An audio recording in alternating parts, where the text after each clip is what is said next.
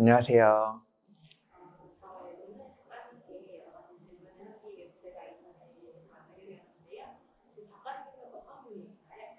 안녕하세요. 저는 회화를 주 매체로 이용하고 있는 이세준이라고 합니다. 저는 세계의 모습과 구조를 그림을 그리는 형식으로 만드는 작업을 진행하고 있습니다. 제가 처음 그림을 이제 막 시작하게 됐을 때, 지금으로부터 한 9년 정도 전인데요. 그때 저는 어떤 거를 그릴지에 대해서 굉장히 많은 고민을 하고 있었어요. 어떤 걸 그릴까? 어떻게 그릴까? 그때 저는 굉장히 많은 관심사를 갖고 있었고, 하고 싶은 이야기가 정말 많았거든요. 제 주변에 계신 저의 조언자분들, 뭐 선배님이나 선생님들께서는 조금 더 포커싱을 가지고 좀 더 작은 작업을 집약적으로 깊이 있게 이야기하는 게 좋지 않겠냐라는 식의 조언을 많이 해주셨어요. 저는 도저히 제 성격상 그렇게가 안 되더라고요. 그래서 그냥 닥치는 대로 제가 관심 있는 것들 하나하나 그려나가기 시작했습니다. 그래서 하나의 그림을 그리고 또 그림을 한 장 이어 붙여서 이미지가 자연스럽게 연결되면서 또 다른 주제로 또 그림을 그리고 또 그림을 붙여서 또 다른 주제, 다른 소재로 그림을 이어 그리면서 제 마음의 원이 풀릴 때까지 계속 그림을 그렸어요. 그렇게 그려놓고 보니까 한 30장 정도 되는 그림이 막 이어져 있는 커다란 회화 작업이 이제 끝말잇기처럼 이어지는 그림들이 만들어졌어요. 길이도 한 20m가 넘는 그림이 되었죠.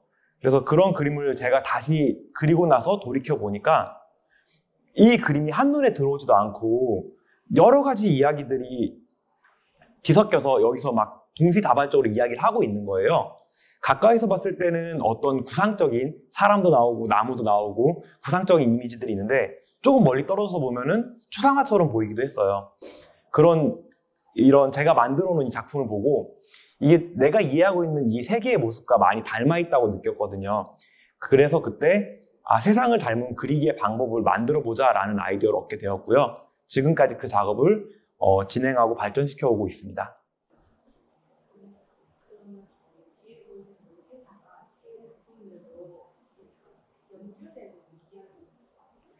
이제 제가 그렇게 작품을 시작하면서 계속 그림을 그려보다 보니까 또 몇 가지 문제가 발생하게 돼서 이제 그림을 계속 연결해서 그리는 그림들을 쭉 진행을 한 7, 8년 정도 해오고 그 그림들로 되게 재밌는 아이디어들이라든지 재밌는 어떤 이미지들을 많이 만들어냈었어요. 근데 그거를 다시 축약시켜가지고 제가 커다랗게 만든 이미지를 한 장의 그림으로 만들 수 있을까? 라는 아이디어를 갖고 작업을 시작하기 시작했었고요. 그래서 이 그림들은 그림 안에 추상화와 구상화, 그리고 엄청 커다란 붓터치와 작은 붓터치, 사소한 내용들과 큰 내용들이 하나의 화면 안으로 집약되어서 한 장의 그림으로 이 세계의 모습을 다시 재구현하는 그런 주제를 갖고 만들어졌습니다.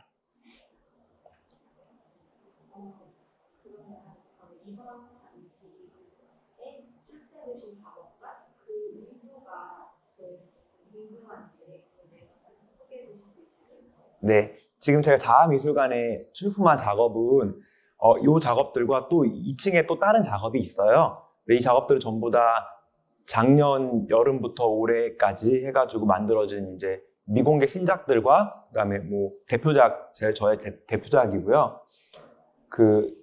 제가 이제 작품을 진행할 때 어떻게 진행할지 작업의 형식을 만들어 놓고 그 안에 그림들을 그리는데 그림의 소재는 대부분이면 굉장히 저의 주관적인 이야기들을 갖고 와서 그리고 싶어 해요. 아주 사소한 이야기들이라든지 저만 이해할 수 있는 어떤 사건들을 이제 그림으로 만들면서 제가 아까 말씀드렸던 그 그리기의 방식들을 붙여나가면서 그림을 발전시켜 나가고 있거든요. 여기 있는 커다란 작업 같은 경우는 저희 아버지가 찍어서 보내주신 한 장의 사진에서 출발을 했어요. 아버지가 이제 가로수 정비 사업 같은 것들을 한때 하신 적이 있었는데 그때 나무를 잘라가지고 떨어져 있는 나무를 보면서 아주 큰 가지고 싱싱한 가지였는데 땅에 떨어져서 죽어있는 모습을 보니까 이상한 마음이 들더라 라는 말씀을 하시면서 사진 한 장을 보내주셨거든요. 그러니까 그런 어떻게 보면은 좀 비극적인 일이라고 해야 될까요? 좀 슬픈 감정을 갖는 일일 수도 있고 또 저는 제 그림 안에 굉장히 다양한 감정들, 서로 상반되는 감정들을 같이 담고 싶어 해서 그런 것들을 같이 배치하고 있거든요. 이게 어떻게 보면 하나의 생명이 끝나가는 과정이라든지 시들어가는 과정처럼 보일 수도 있고 또 새로운 것들이 발생하는 것처럼 보일 수도 있게 그렇게 의도되어진 그림입니다.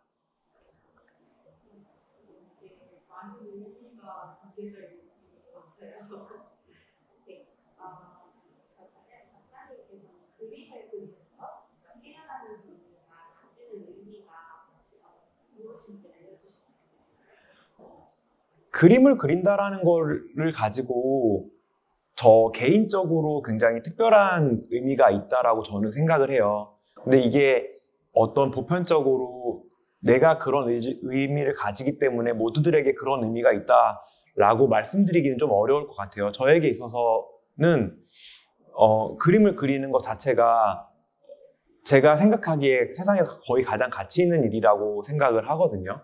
근데 또 이거는 다른 사람들이 보기에는 완전 아니다라고 생각할 수도 있겠죠. 그래서 저는 그림을 그리면서 어떤 이미지를 만들고 우리가 새로운 보지 못한 것들이라든지 아니면은 그동안 아름답다고 느끼지 못했던 것들을 제가 먼저 찾아내가지고 그런 아름다움을 먼저 제시해주는 작업을 하고 싶어요. 저의 그림은 한 번 봤을 때 굉장히 복잡해 보이기도 하고 막 혼란스러워 보이는 이미지라고 많이 말씀들 해주세요. 또 채도가 굉장히 높고 형광색들도 들어있고 요란한 이미지. 근데 저는 이런 그림을 그리면서 이게 과거의 사람들은 이해하지 못하는 현대의 사람들은 굉장히 다채널에 익숙하고 다양한 매체와 다양한 정보들 그리고 또 굉장히 스펙트럼이 큰 이야기들을 동시에 접하면서 세계가 급격하게 변화하는 걸 겪어온 세대라고 생각을 하거든요. 제 그림이 현대인들만 이해할 수 있는 어떤 감각을 저는 분명히 건드리고 있다고 생각을 해요. 그림을 그려가면서 다른 매체가 아닌 그러니까 뭐 영상이나 사진이 아닌 회화를 좀 고집하는 이유도 그림 안에는 이미지라는 것과 물질이라는 것이 같이 동시에 존재하고 있어요. 그러니까 어떻게 보면은 컴퓨터 안에서 만들어진 플랫한 화면이라든지 원본이 없는 그런 이미지가 아니고 물질이 저의 그림 안에서 중요한 축을 담당하고 있다고 저는 생각하고 있습니다.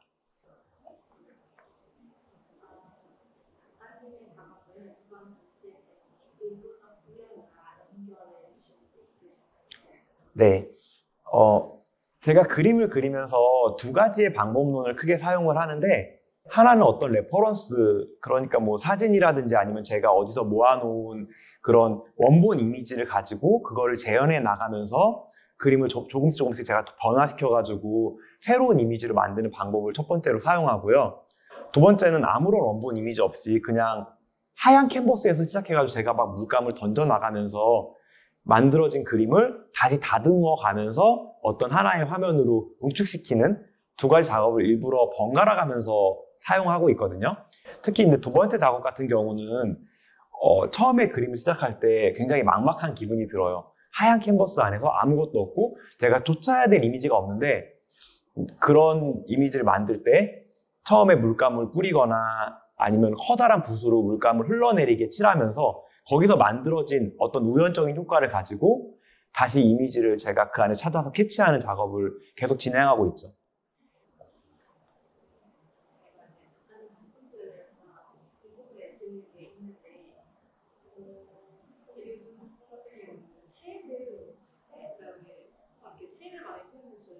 네.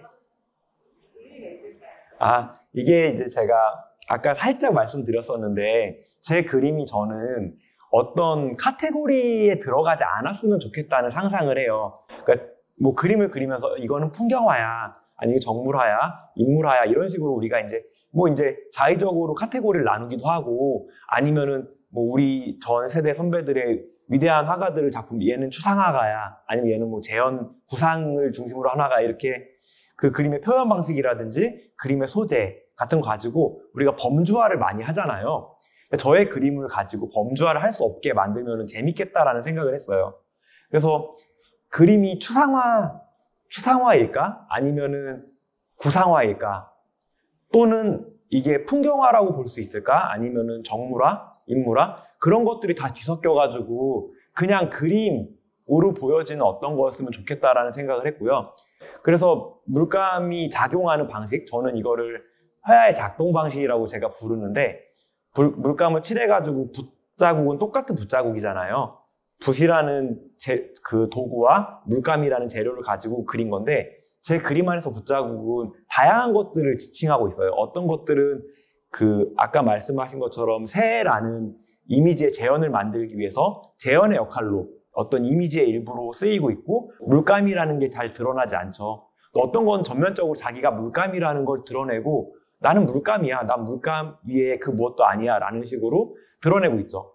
새가 들어갔기 때문에 저기에 있는 어떤 자국들이 마치 나뭇가지처럼 보이기도 하고, 또 바닥에 있는 것들이 돌이라든지 구름처럼 보이기도 하고, 근데 저기에서 새가 빠져버리면 다시 저거는 물감으로 환원돼 버려요.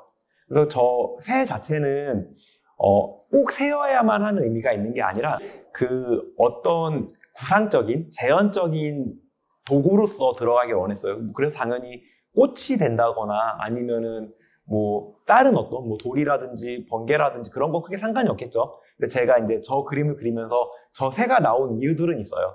주로 저는 색깔 때문인데요.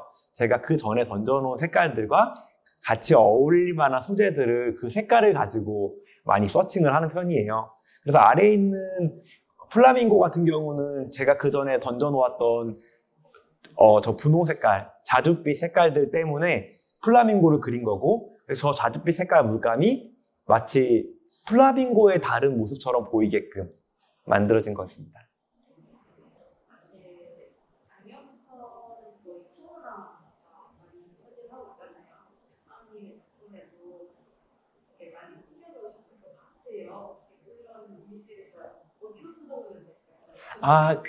지금 여기에서는 없고, 위층에 있는 작업의 제목이 감염되는 이미지라는 제목의 작업이 있어요. 감염되는 이미지라는 이야기는 2016년에 제가 포락지라는 전시를 하면서 그때 기획해 주셨던 기획자 선생님과 이야기를 나누면서 나온 어떤 워딩이었는데요.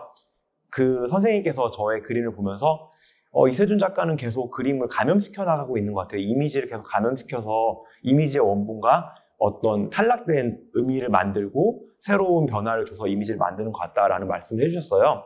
근데 이 감염이라는 단어가 참 우리가 지금 어떤 팬데믹 시대를 살면서 또 다르게 다가오더라고요. 이미지를 만들고 그 이미지를 계속 그 워딩대로 감염시켜 나가면서 변화시켜 나가면서 지금 우리 상황에서 그런 팬데믹 상황에서 코로나들이 계속 뭔가 우리 삶을 바꾸고 있고 우리의 삶의 변화가 오면서 새로운 또 평범함들이 생겨나고 새로운 문화가 생겨나고 이런 것들을 고민을 많이 했어요. 그래서 그때의 무드라든지 그때의 고민들, 그때의 사회 현상들 같은 것들이 의식적으로 무의식적으로 반영된 그림들이 만들어지게 되더라고요.